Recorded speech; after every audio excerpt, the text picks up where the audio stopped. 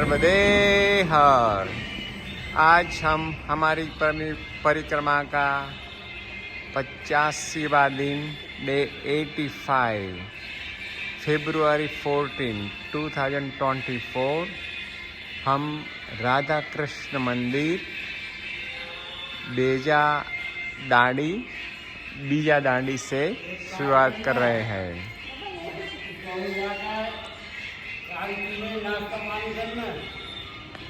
तो आज की हमारी सफ़र शुरू हो गई है। हमने बताया आज हमारा डे 85 फरवरी 14, 2024 हम बीजा दांडी से निकल गए हैं। अभी हम एक छोटी सी नदी के मुँह से गुजर रहे हैं। हवा में थोड़ी हल्की ठंडक है। नदी में थोड़ा सा पानी है।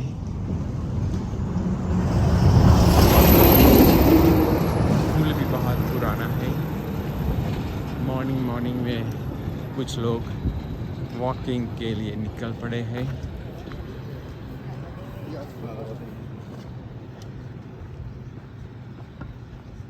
यही रास्ते पे हम आज चलते रहेंगे।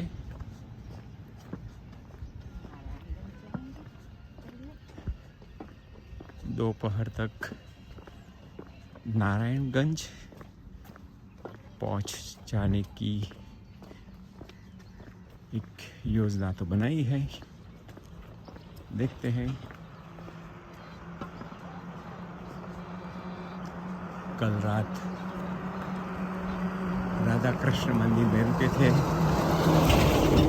मैंने वीडियो में वहाँ की आरती और इसके बाद रामचरितमानस का एक भक्त पठन कर रहे थे, वो भी थोड़ी झलक आपको बताई।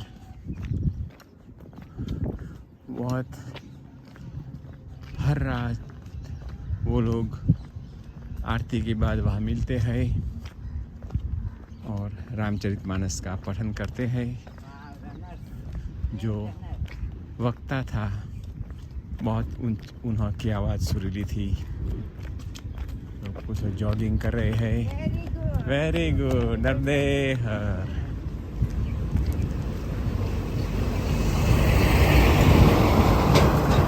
जॉगिंग और रनिंग तो हमारा पेशा रहा, हमारी इंटरेस्ट की बात है। तो जब कोई सुबह में जॉगिंग और रनिंग करता हम देखते हैं तो हमें भी उन्हों के साथ शामिल हो जाने की बहुत इच्छा हो जाती है। चलो ये तो ठीक है। हमारा आज का तो प्रोग्राम चलने का ही है, परिक्रमा का है। बाद में परिक्रमा के बाद जॉगिंग रनिंग सब शुरू कर देंगे। तो अब धीरे धीरे हम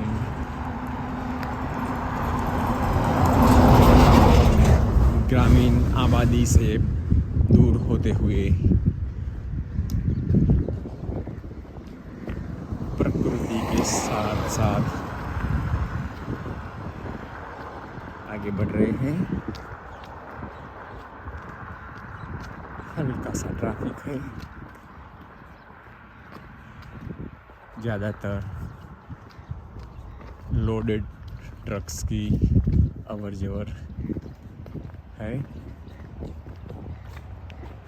तो चलो आगे का हाल फिर बताते रहेंगे। नर्मदे हर।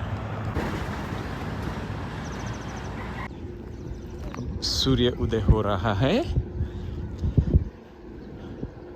हम धीरे धीरे नारायणगंज की ओर आगे बढ़ रहे हैं। सामने आप पहाड़ियाँ देख सकते हैं।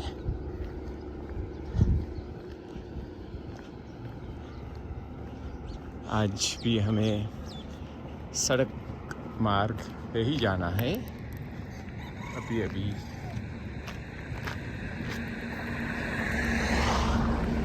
गांव में कोई ज़्यादा चहल पहल नहीं दिखाई देती है।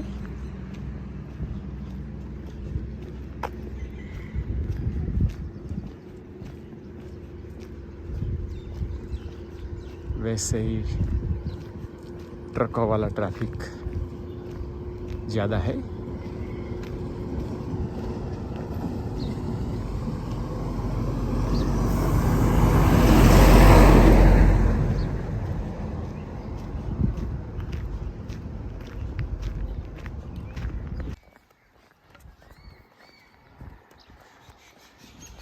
सुंदर पहाड़िया पर अब सूरज दादा ऊपर उठ रहे हैं।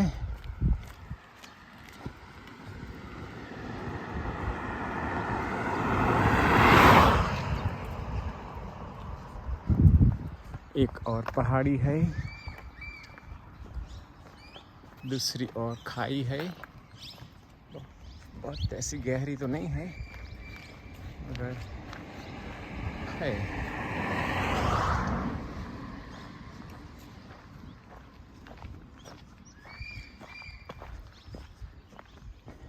ये वन विभाग मंडला क्षेत्र में आता है।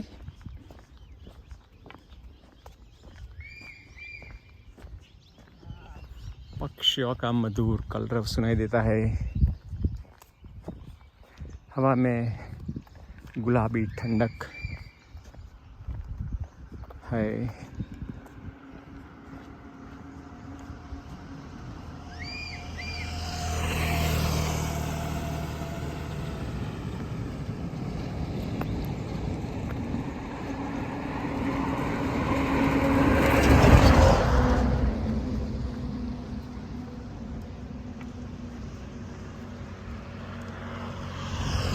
इस पथ पर बहुत से कम परिक्रमावासी आते हैं, 5% से भी कम। ज़्यादातर वो शॉर्टकट लेके चले जाते हैं। कल हम रुके थे वहाँ, सिर्फ हम 2 ही थे।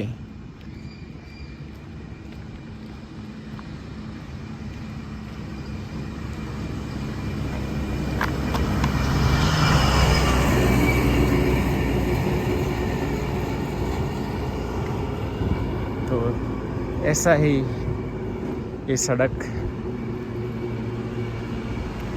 के दोनों ओर पेड़ ही पेड़ दिखाई देते हैं। तो हम धीरे धीरे, पहला गांव आएगा कालपी, तो हम कालपी की ओर बढ़ रहे हैं। बाद में आएगा नारायणगंज। तो चलो आगे का हाल फिर बताएंगे। नर्मदे हर।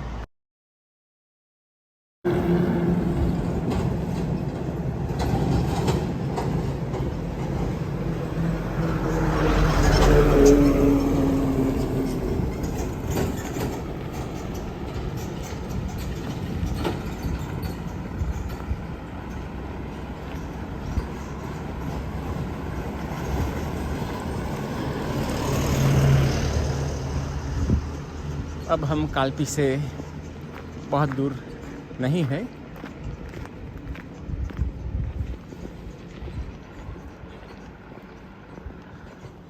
छोटे छोटे बंदर खेल कूद रहे हैं। कुछ पैरापेट वॉल पर बैठे हैं। कुछ बंदर अभी रोड पर थे, चले गए।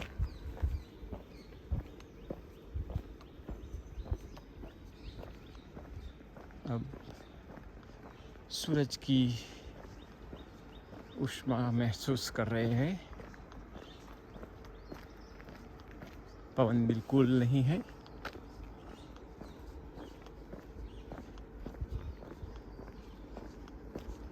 चलने के लिए मौसम बहुत बहुत अच्छा है।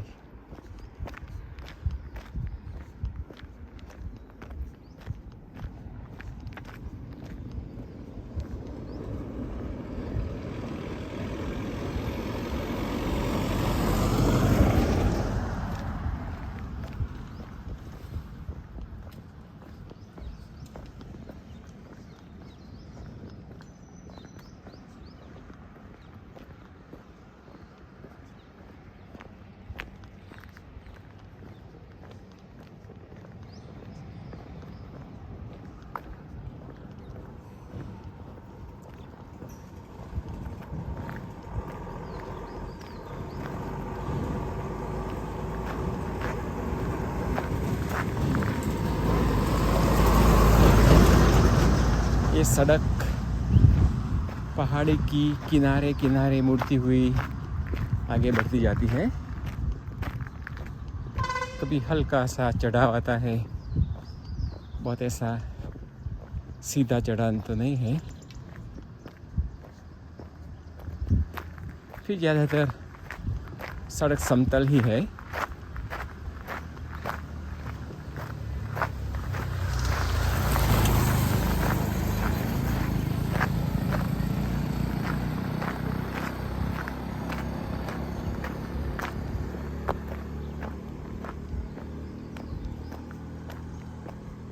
चलो तो आगे का हाल फिर बताएंगे।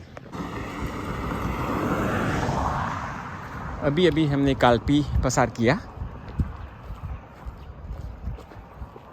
अब हम नारायणगंज की ओर आगे बढ़ कर रहे हैं। ये बंदर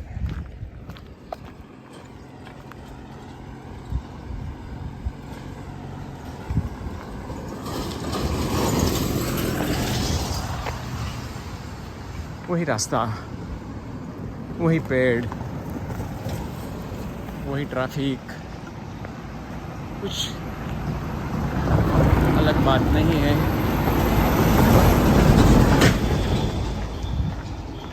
पेड़ों के बीच में जंगल में से जाने का और एक और मज़ा होता है। कहीं कहीं छोटे छोटे बंदर दिखाई देते हैं।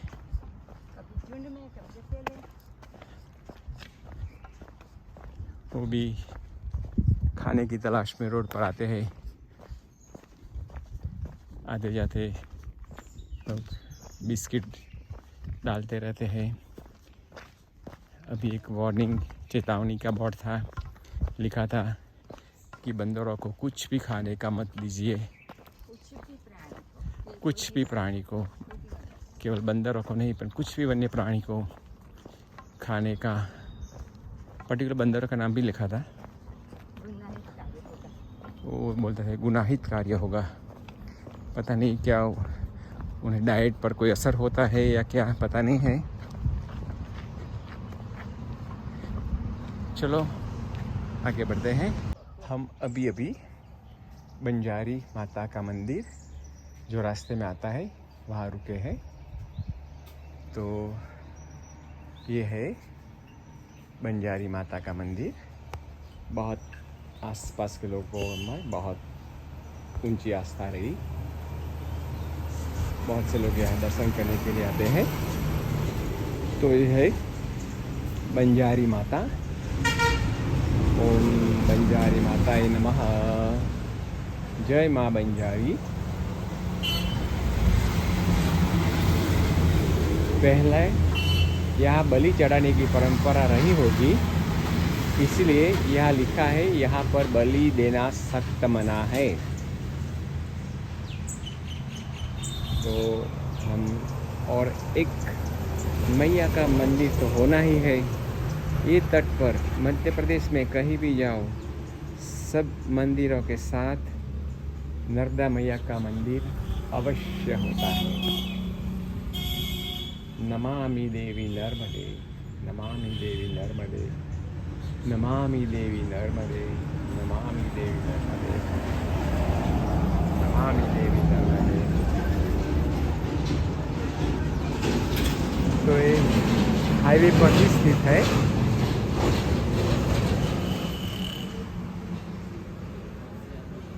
और ये है महादेव जी। ओम नमः शिवाय, ओम नमः शिवाय, ओम नमः शिवाय, ओम नमः शिवाय। बिल्कुल हाईवे पर ये है नारायणगंज और बावल जाने का रास्ता। हम यहाँ पानी लेने के रुके थे। ये है उत्सव ढाबा एंड फैमिली रेस्टोरेंट। तो पानी लेके हम बैठे थे, तो भैया ने बोला, ऑनर है, कि आप भोजन यहाँ ले लो। तो हम विचार करते कि अभी 10:30 हुई है, तो भोजन लेना बहुत जल्दी होगा। फिर हमने सोचा कि अगर ये हम यहाँ भोजन लेते हैं तो हमें नारायणगंज नहीं जाना पड़ेगा और सीधा हम रोड पर बावल चले जाएंगे। तो हमने यहाँ भोजन ले लिया। भोजन में उन्होंने राइस, दाल और रोटी दी है। तो यही हमने भोजन लिया। वो भाई ने हमें बहुत प्रेम से भोजन खिलाया। आपका नाम क्या है भैया? मेरा परमानंद यादव। भाई का नाम है परमानंद यादव जी। उन्होंने ऐसी अच्छी रोटी खिलाई, बहुत अच्छी। हमने परिक्रमा में ऐसी रोटी पहली बार खाई, कड़क कड़क। हमें ये रोटी बहुत पसंद है। तो हम आपको दर्शकों को विनती करते हैं, अगर आप यहीं से गुजरते हैं तो यही उत्सव ढाबा में ज़रूर रुकिए। परमानंद जी भाई आपका बहुत प्रेम से स्वागत करते हैं, आपको बहुत अच्छी तरह से आपको खिलाएंगे। नर्मदे हर।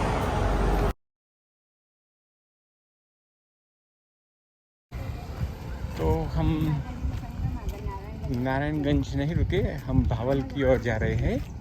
तो ये है एक बड़ी नदी, आगे मैया को मिलती है। मैया यहाँ से बहुत दूर नहीं है।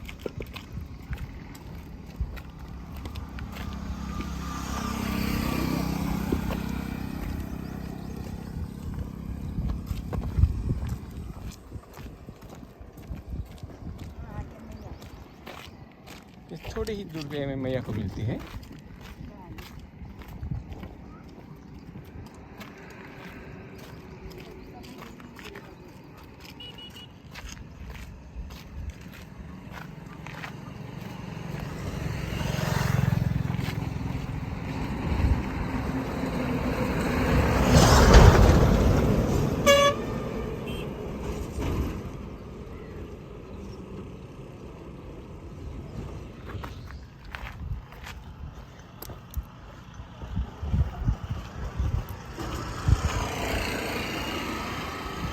शायद 12:40 हुई होगी।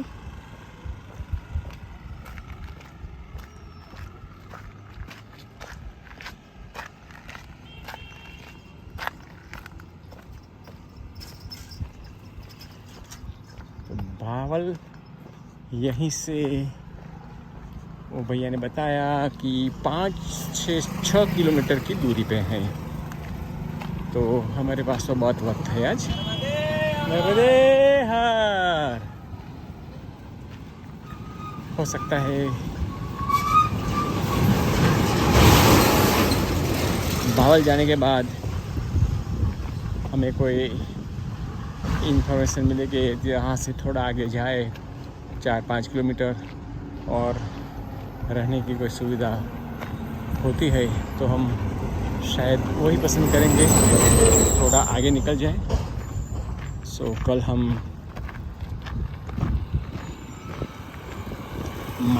मंडला जल्दी पहुंच जाए। नर्मदे हर। ये हाईवे पर आगे बढ़ रहे हैं। अभी एक कार रुकी और इनमें से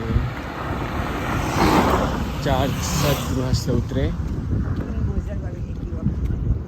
बड़ी उम्र वाले, हमारे से भी ज़्यादा उम्र होगी। और उन्होंने हमें 100 रुपया दक्षिणा के रूप में दिए और फिर हाईवे पर ही हमारे पैर छूने लगे। पैरों पर उन्होंने अपना मस्तक रख लिया। हम भी भावुक हो गए, हम भी निशब्द हो गए। उनको क्या आशीर्वाद दे हम। फिर हमने कहा भैया आपको सुखी रखे, आपकी सभी मनोकामनाएं पूर्ण करे। तो ऐसे भावुक दृश्य भी हाईवे पर हो जाते हैं। यहाँ की जनता में जो प्रेम है, आदर सत्कार है, मैया के प्रति जो दृढ़ विश्वास है, परिक्रमावासियों के लिए जो प्यार है वो हमें दूसरी जगह जो देखने नहीं मिला। ये मध्य प्रदेश मैया के किनारे तट पे रहने वाले लोग तो है ही, क्योंकि जब भी हम मैया के तट से दूर होते हैं वहाँ भी इतना ही हमें आदर सत्कार मिलता है। अभी हमने वो उत्सव रेस्टोरेंट पे भोजन प्रसादी पाई, उसके बाद हम आगे बढ़ रहे थे तो बीच में कई लोगों ने भोजन प्रसादी के लिए आग्रह रखा। एक जगह तो रेस्टोरेंट रोड के दूसरे किनारे पर थी, हम दाहिने किनारे चल रहे थे तो हमने सोचा थोड़ा आराम कर ले, तो रेस्टोरेंट के सामने के किनारे पर हम बैठे थे तो वो लोग वहाँ दौड़े आए, बोले चलो हमारे रेस्टोरेंट में चलो, चाय पियो, कॉफ़ी पियो। हमने मना किया तो फिर पानी लेके वहाँ आ गए। तो ऐसे कई अनुभव हमें हुए हैं। तो अब धीरे धीरे हम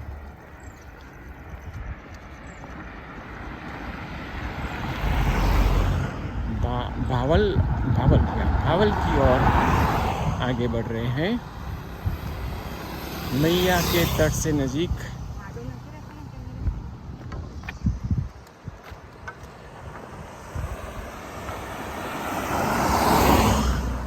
तो भावल मैया के तट पर ही है। तो आज हम शायद 3 बजे पहुंच जाएंगे, 3 और 4 के बीच में। तो फिर हम हमारा सामान आश्रम में रख के फिर मैया के तट पर जाएंगे। तो आपको हम मैया के तट के दर्शन भी कराएंगे, तो आगे का हाल फिर बताएंगे। नर्मदे हर। ये है माँ नर्मदा कुंभेश्वर घाट का प्रवेश द्वार। यहाँ से भी मैया के तट पर जा सकते हैं, मगर हम यहाँ से नहीं जाएंगे, आगे बढ़ेंगे। गांव का नाम है कुम्हा। तो कुम्हा गांव हम आगे जाएंगे। यहाँ से कुम्हेश्वर नर्मदा घाट 1.5 किलोमीटर की दूरी पे है और यहाँ से भावल गांव शायद 6 किलोमीटर रहा गया होगा, 6 से 7। तो आगे बढ़ते हैं।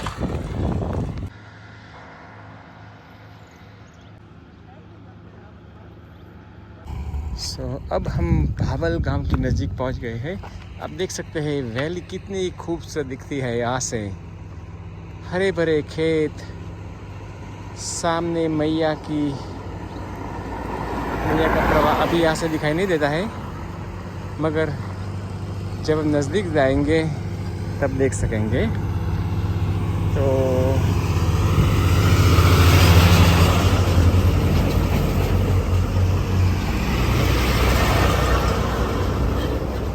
अब हम मैया के तट से बहुत दूर नहीं रहे।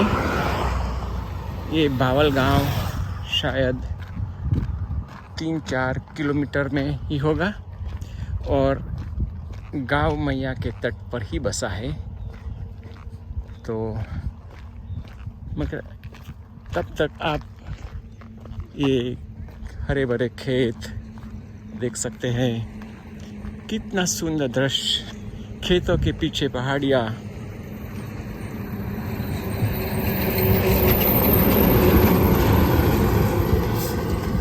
पहाड़ियाँ में वो धुम्मस छाया हुआ दिखाई देता है।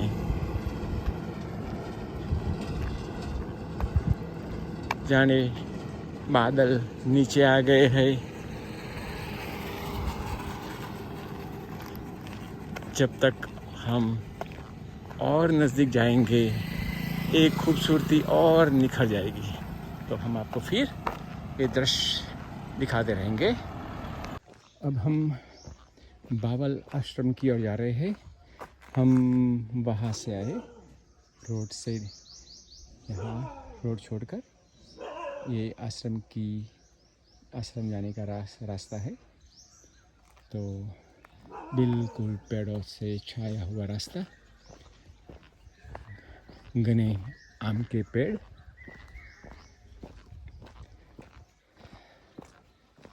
खेतों के बीच में बसा हुआ आश्रम। आश्रम के पीछे मैया ज़्यादा दूर नहीं होगी। तो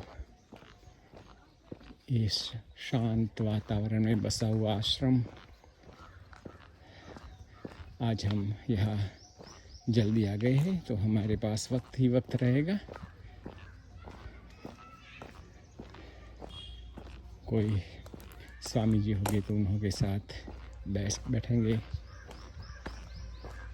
ज्ञान गोष्ठी करेंगे।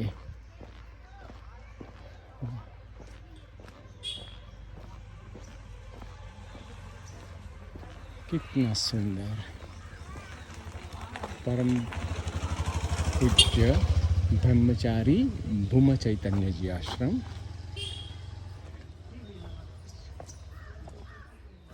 तो ये है आश्रम का परिसर। हम देखते हैं हमें कहीं किसी और जाना है। नर्मदे हर बाबा। तो ये है आज का हमारा विश्राम स्थान। आज रात्रि हम यही विश्राम करेंगे। ये है श्री भूम चैतन्य आश्रम। विलेज का नाम है बावल। मैं आपको आश्रम का दौरा कराता हूँ।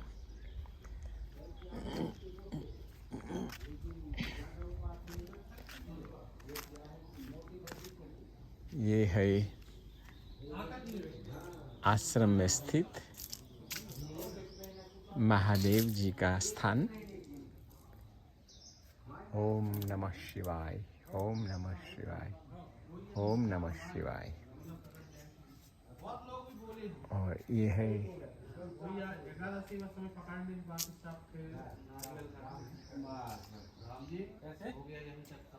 आश्रम के कक्ष। आप देख सकते हैं कितना साफ सुथरा।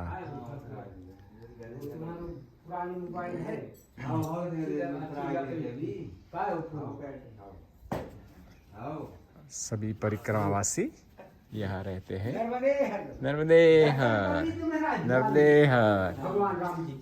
यहाँ भी महाराज की प्रतिमा है।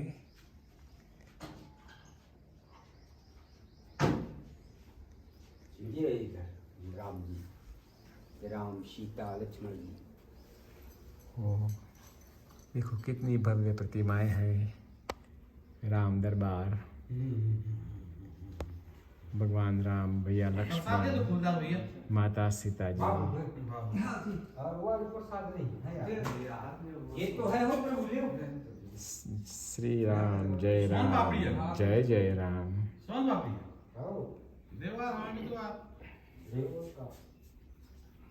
और रख दो, कल बांध रहे हैं हम। कल के मत सोचो, आज में सोचो। लीजिए महाराज जी प्रसाद। ये तो मुझे देवी इनके बांध रहे हैं। नर्मदे हर, नर्मदे हर। माता जी को देना था। देवी इनके भी बांध रहे हैं। ये है आज रात्रि का हमारा विश्राम स्थल। हमने यहाँ आसन लगा दिए हैं। ये है हमारे आसन। मैं आपको आश्रम का और दौरा कराता हूँ।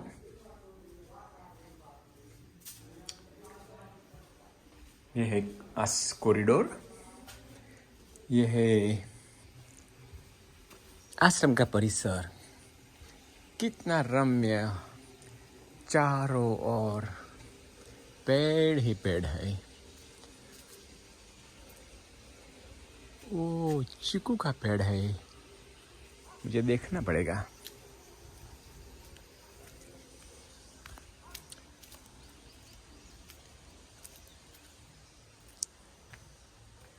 ओ या चीकू, पहली बार पेड़ ऐसे लगा। ओ चारों ओर चीकू ही चीकू है।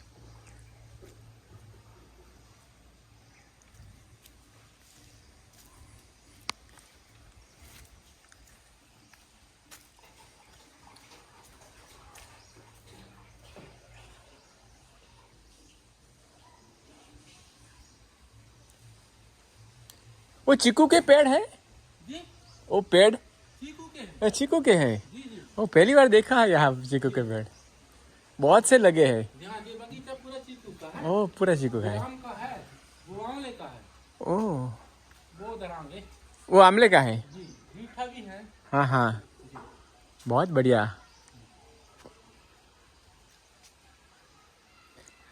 तो यहाँ एक तरफ चीकू के पेड़ लगे हैं, बहुत से चीकू आए हैं। वो आम के पेड़ है, 2 महीने के बाद यहाँ आम ही आम होंगे। और भैया बोलते हैं सामने आमले के पेड़ है।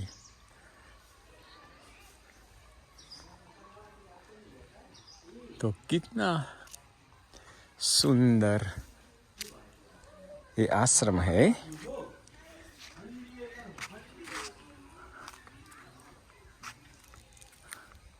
या वहाँ भी फ्रूट लगे हुए हैं।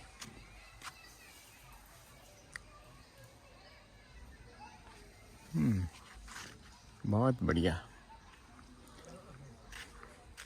और मैया शायद पीछे ही होगी। कितना परिसर शांत, सुंदर, स्वच्छ।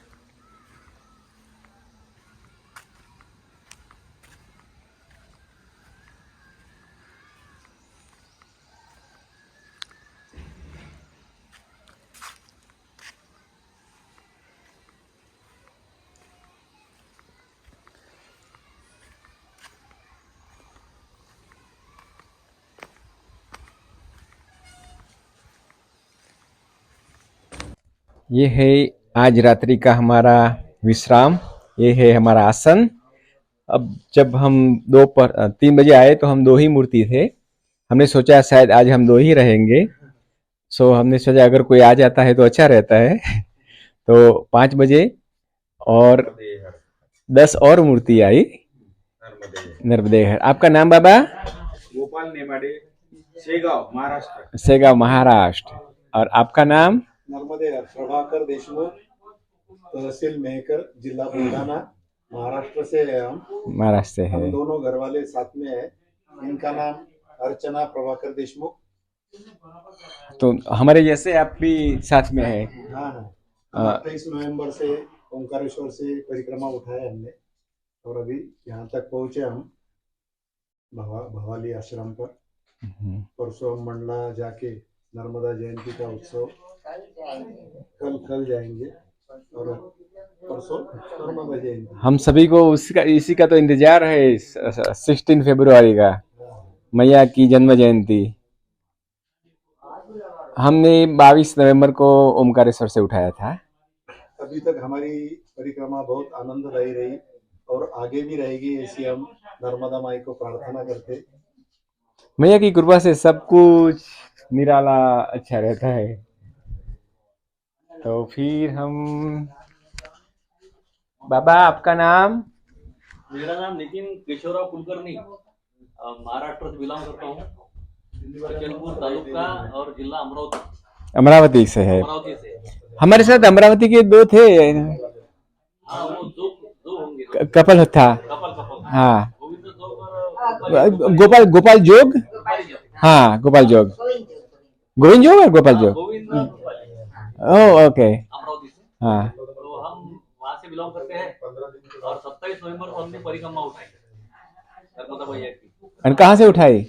ओमकारेश्वर से उठाई।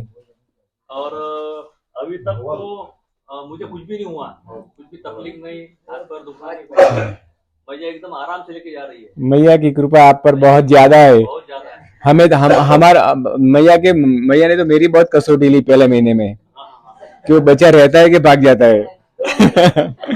तो फिर भी टिका रहा। नहीं, कसौटी तो मेरी भी ली। मेरा 12 किलो जो वेट है, वेट लॉस हो गया मेरा। और मेरे तो कपड़े सब लूज हो गए। हाँ, 12 किलो मेरा वेट। तो बहुत अच्छा आनंद आ रहा है बिल्कुल। मैया के तट पर समुद्रता है, आनंद है। वजन कम हो गया वो तो अच्छी बात है। वो तो अच्छी बात है। तो बहुत अच्छा लग रहा है यहाँ। सच चलो। और नर्मदा जयंती है तो उसका एक्साइटेड है हम सब लोग। हाँ, हम सबको है, वो तो है। जयंती मंडला जहाँ पे हृदय स्थान है मैया का, मैया के साथ वहाँ पे जाके मनाने का सौभाग्य हमें मिला है। क्योंकि हम जब गौबच्छा घाट थे तो जो राजस्थान के बाबा थे परिक्रमा कर रहे हैं, 12 साल की परिक्रमा कर रहे हैं। तो उन्होंने सूरत से 650 मीटर लंबी साड़ी मंगाई है, अरे बाप, वो 16 फरवरी के लिए। 650 मीटर। बहुत, वो हम बोलते थे आप रुक जाओ बोले 5-6 दिन कैसे रुक सकते हैं। बाबा आपका नाम?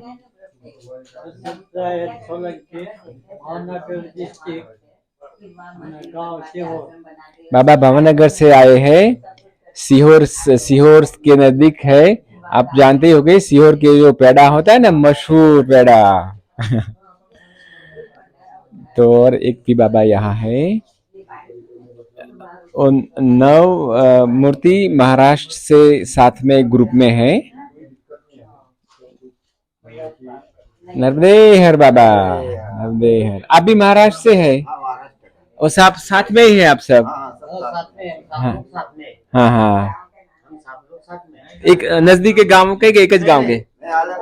अलग अलग गांव के हैं, पर यहाँ आने के बाद ग्रुप हो गया। मैया ने ग्रुप बना दिया। बहुत बढ़िया, बहुत बढ़िया।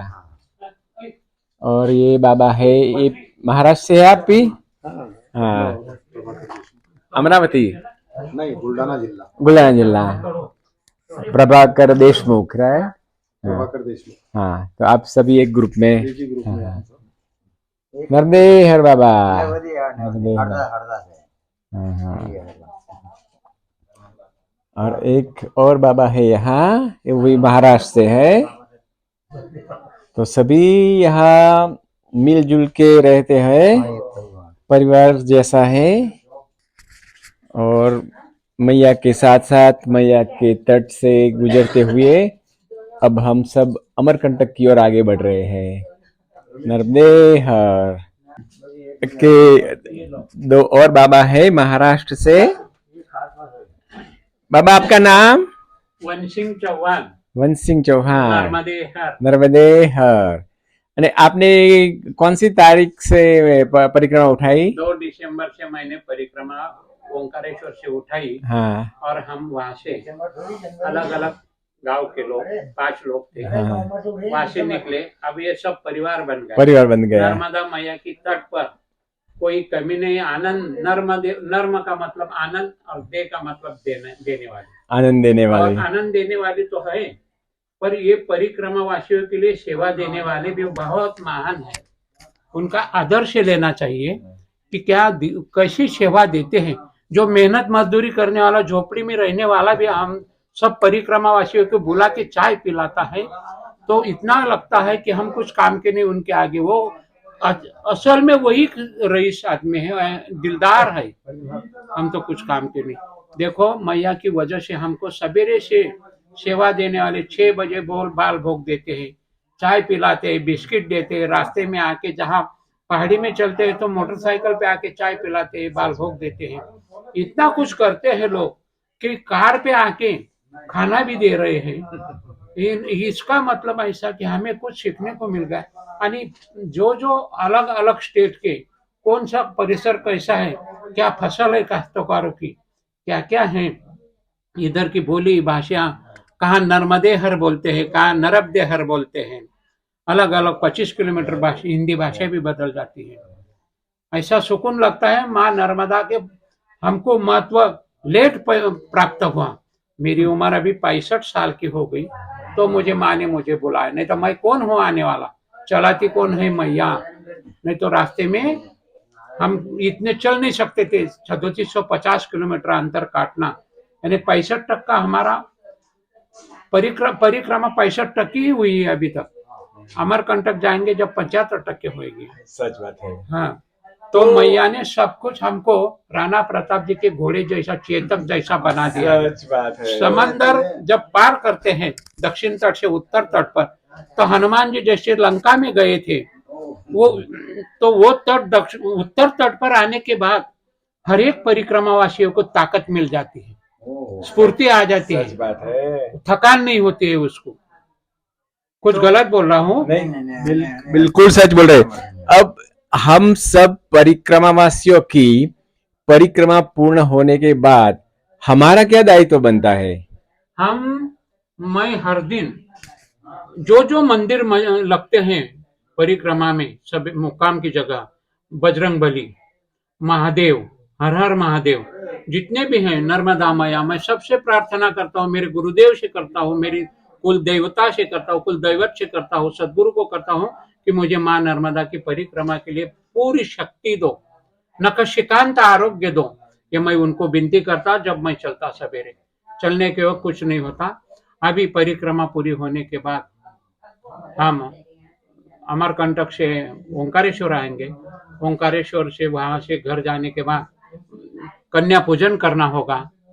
कन्या पूजन करने के बाद ऐसा लगता है कि हर साल परिक्रमा में आऊं, हर साल परिक्रमा में आऊं। लोगों को ऐसा लगता है, बाहर के लोगों को, इनका घर कुछ काम नहीं होगा, इनकी गरीबी से होंगे ये लोग, आते हैं दिन निकालने के लिए, दिन काटने के लिए आते हैं, पर वो गलत भ्रम है लोगों को। मैया जिन्हों को बुला परिक्रमा करने के लिए रशिया, अमेरिका जैसे लोग वहाँ सेवा दे रहे हैं।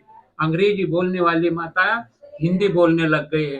एकादशी के दिन जब हम ब्रह्मघाट से निकले, बमनगांव से निकले और हरिहरम आश्रम में आए, तो वहाँ वो गोरी माता, मेरी भाषा में अनाड़ी हूँ मैं, तो बोलने लगी, आपकी एकादशी है, कुछ खा लो, खाना खाने का है। हमने बोला पिछले आश्रम में सब फराली मिल गई माता। यानी कहने का मतलब ये कि फॉरेन से आके यही उनका जीवन समर्पित कर दिया। माँ नर्मदा की गोद में उन्होंने जीवन समर्पित कर दिया। वहाँ सब छोड़कर यहाँ आगे यहाँ बस गए परिक्रमावासियों की सेवा करने के लिए। सेवा करने के लिए। और उनके जो महात्मा है, उनके जो गुरुदेव है, वो गुरुदेव के सानिध्य में सब उनको स्वर्ग ही प्राप्त होने वाला है। सतयुग में जाने वाले लोग हैं ये। सच बात है। ये जो है नर्मदा का अर्थ क्या है, नर्मदा का परिक्रमा का मतलब क्या है कि ये तपस्थली है। देव, दानव, सब लोग, ऋषि मुनि, सती वती, जितने हैं, ध्यानी मणि, ऋषि मुनि, ध्यानी, तपस्वी, ये तपस्थली है। ये कोई साधारण बात नहीं है। ये अब हमारे समझ में आया। ये तपस्थली होने की वजह से देव दानवों ने बोधवाड़ा से परिक्रमा उठाई है।